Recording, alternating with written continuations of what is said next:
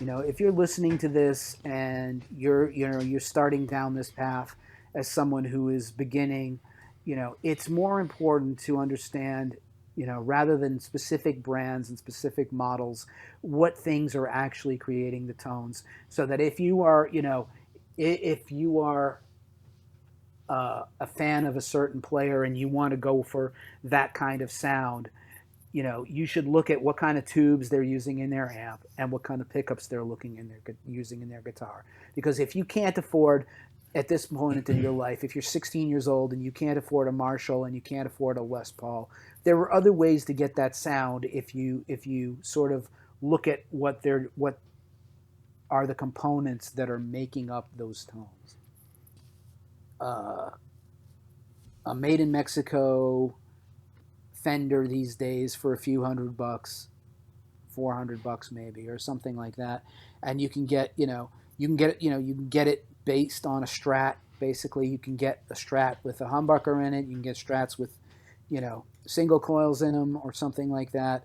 Um, if you're definitely looking at guys who are like Gibson guys, I would go looking at the cheaper Gibsons or the Epiphones that are, you can get an Epiphone Les Paul for not a lot of money. You can get it, there are certain Flying V models and certain SG models that are not particularly expensive on the beginner end, and get something that inspires you to play.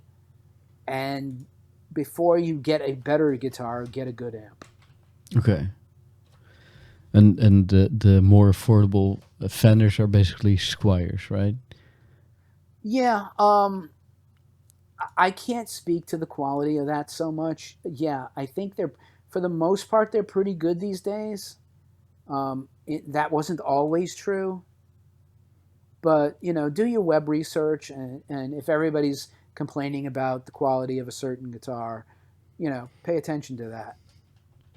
You know, I would say, if you're going to buy an $89 guitar, you're not going to get very much out of it. Right. I have a friend who runs a store in California. He says, the parents will come in. My kid wants to play guitar. I don't want to spend a lot of money. They walk out with an $89 guitar. It won't stay in tune. It won't play in tune. In 2 months, they come back and they trade it in for a $129 guitar. What's Which is not much better. And his point is, what you should do at that point is go into a guitar store and look at used gear that's better made and is right? used. You know, Okay, yeah. So it's and used guitars are not yeah. worse than new ones, right? I No, get a mean, guitar that used to, get a guitar that used to be $1,200 and it's marked down to six, you know, right? Yeah. or something like that. But again, like I said, if you buy, a decent quality first guitar, if you don't spend like $129 on your first guitar, and you get something that's actually at like a truly competent model guitar, like I said, a beginner level guitar that isn't, it's for someone who wants to actually continue playing. Right. If you spend $400 or something like that on that guitar, it will stay in tune. It will play in tune. It won't frustrate you. You will at least have a chance. It won't be so hard to play that you give up. You know, those kinds of things. It's really about, will it stay in tune, and is it going to inspire you to pick it up? Okay. What would be a good beginner's amplifier to get? That's not too expensive for someone who wants to get into it and wants If to, you're truly a beginner, it doesn't matter so much. Like I said, there are or all kinds of things now, or someone but who's like serious about getting the dyno sound without really breaking the bank too much. well, it depends on what, like, again, young people these days are much more technologically savvy and all of that stuff. You can get a positive grid spark and you can get an awful lot out of something like that. It's not going to be a gigging amp, but as a first amp, it'll be great. It's got, a lot of features that you can run on your phone. Um, it's got backing tracks built in. It'll let you play along with your songs on, any song that you can play through your phone, you can play along with through the amp. Positive grid spark. I never heard of those. Yeah, and they're under $300. All right, so it's an amplifier that hooks up to your phone.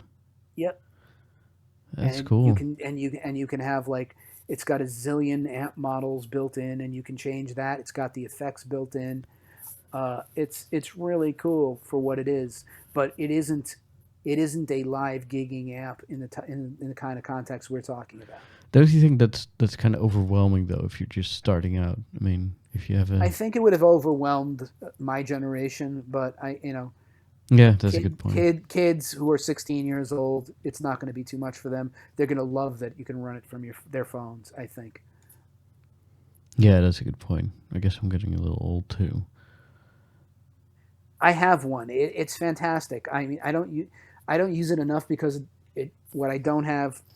What I usually do is I practice with headphones on, so I use something else usually. But it will, like, you can play a riff, right? Yeah. Suppose you come up with a riff and you're playing this riff. You can tell the amp, give me a backing track based on this riff. Oh my And god. it'll give you bass and drums in the key you're playing, in the genre you're playing. That's insane.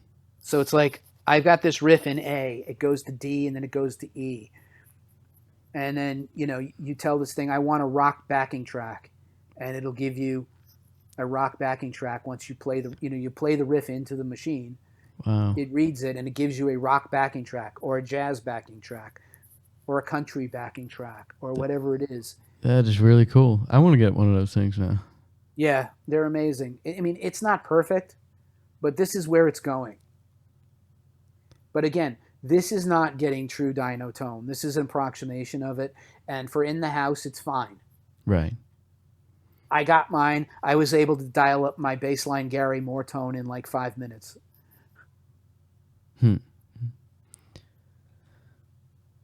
Yeah, that's really cool. That's Yeah. a lot of features in one little device there. Yeah, and they were so in demand that you had to wait 6 months to get one Wow. because they did not anticipate the demand, and then COVID hit, and they were in production, and like, I think I ordered mine in like October of last year, and I didn't get it till like March.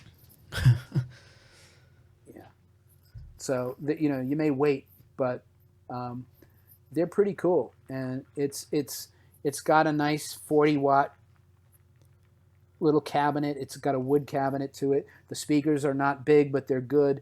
It's definitely a practice amp, and you can also record with it. But like a full like a gig amp, you need some tubes.